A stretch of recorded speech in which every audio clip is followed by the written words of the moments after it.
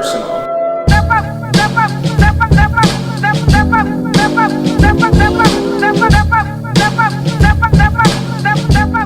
Fashion doesn't have to have like a place to wear because you're living in it. Hey. My big thing is Nikia actually is the one that kind of sparked this interest in me when she was like, you know what, Reggie, you're just a rebel. I love the way clothing makes you feel, and when you feel fabulous, you look fabulous, you are fabulous, you embody fabulousness. Everything you do about fashion, like when you see something, you never see it for what it is. I love to just express myself through my wardrobe. These are Jogos. They are Italian manufacturer. They are sold here at the alternative shoe store at 900 North Michigan Avenue. These are my favorites because, I mean, come on, they're glitter and they're silver. And I usually love to like make them more casual since they're such a dressy shoe. I love these. They're Stingray, another Jogos design that I helped with manufacturing for. I think these are so fabulous. And I had a wallet that was in Stingray when I was in high school, and it was like one of my favorite things because Stingray's an endangered species and you just never really see it. And then I saw these shoes and I fell in love, and I had to go down to, where was it? The Trade Center downtown because they were not allowing them into the state because they're an endangered species. I'm like, guys, they're shoes, come on. So yeah, I went through a lot of drama for these babies, but it's worth it every time I wear them. Splatter paint, tennies does get better in like the summertime to shine. It is lace overlay with a gold satin under. I try not to wear this one only for special occasions, like going across the street to get my mail, or other special occasions, like having to pump gas.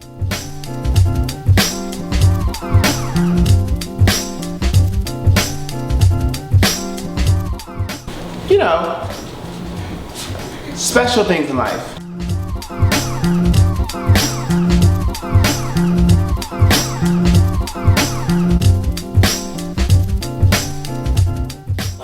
I cannot tell you how many times I've gotten stopped by women and men for that sake in like airports or gas stations or anywhere, like, where'd you get that scarf? How much is it? Can I buy it off of you? This one's not for sale. I have sold a lot of things off of my body, which is another good point. Like literally my wardrobe changes every couple months because I wear things, I sell, then people buy them off of me, or I end up redoing it and making it something different. Now these, again, estate sale hopping.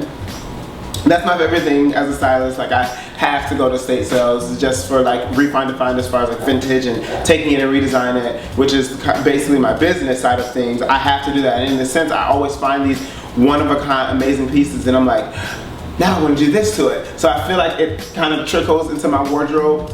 These are Jeffrey Bean. How old school is this? Pencil holder. These are hot.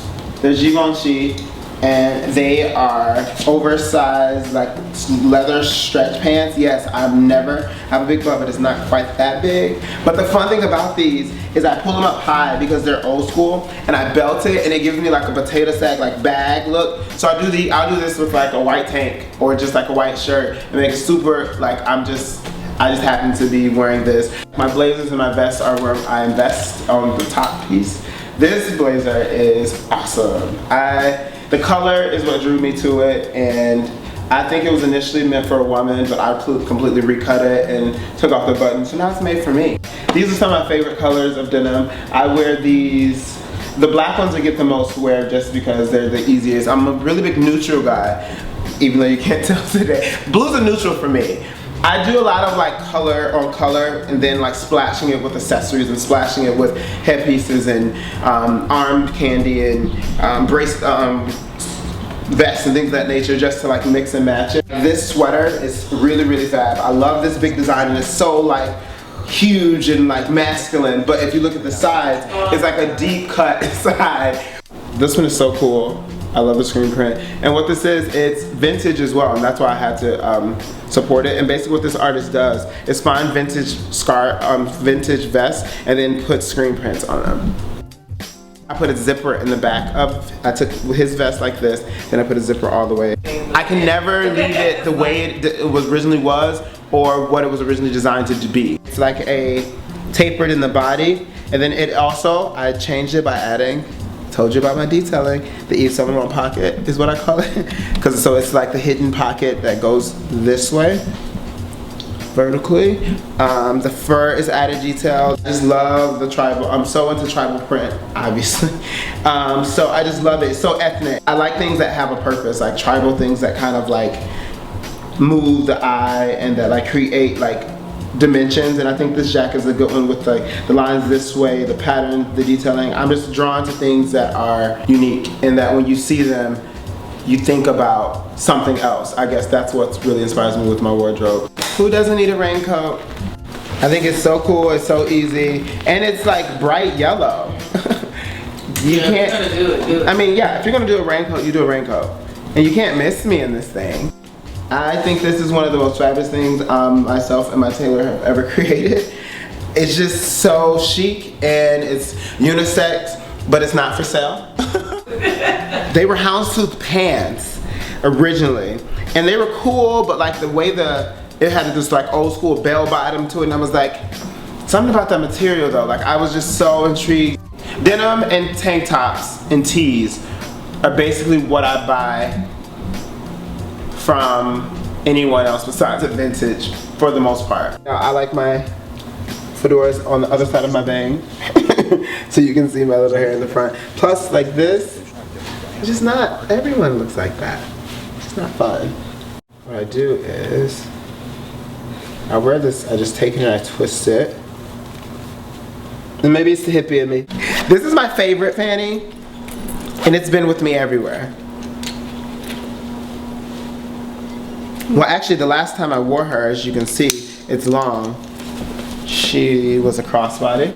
Just, you know, waiting for the train. I make it fit my aesthetic versus me having to rebel. I rebel, baby.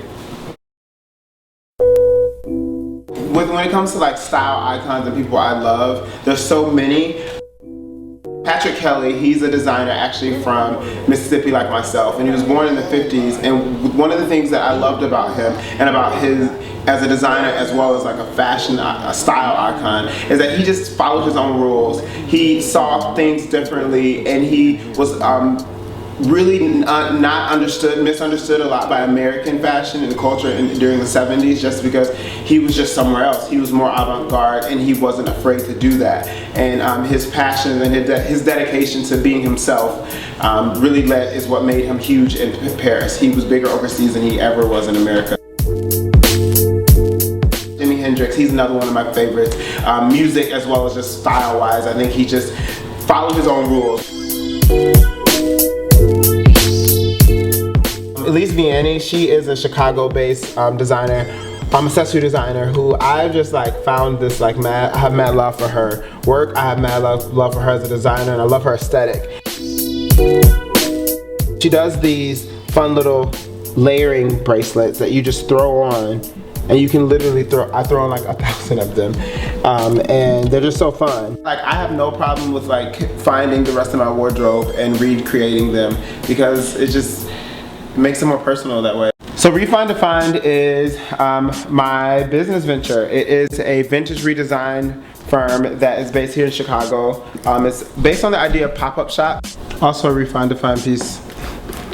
This was original, but then I added these little charms. As a stylist, I love styling with vintage. I just was always I loved the feel, and I feel like vintage clothing has such a great hand on it. It feels great, which means it feels great against your skin, which means you feel great wearing it. So all those things, I think we are missing that personalization in clothing nowadays, like in mass production, is just missing that flair of like you feeling it. It's like, oh, this just feels amazing without having to pay $1,000 for a piece. I moved to Chicago thinking I was going to be an actor. Like I moved to Chicago going to Columbia as a theater major, and I just knew that like stage acting is what I wanted to do. I had to go back to what I really loved about the theater, which was the way people felt when their clothes changed. It was just a natural transition from styling to doing closet consultations and clean outs, which was so much more psychology than I ever imagined going into it. But then going into styling for shoots and for using people's personal wardrobe for events. It's the fashion part that I like, but it's not just knowing that this shirt goes with that dress, blah, but it was the feeling of it, the emotion of how people feel in clothing. If you own it, anything will look fabulous if you own it. It's better to be a first-rate version of yourself rather than a second-rate version of anyone else. And I think I've kind of expounded on that within my life, within my fashion, within my business, within my styling, everything. It's better to be you and to own you.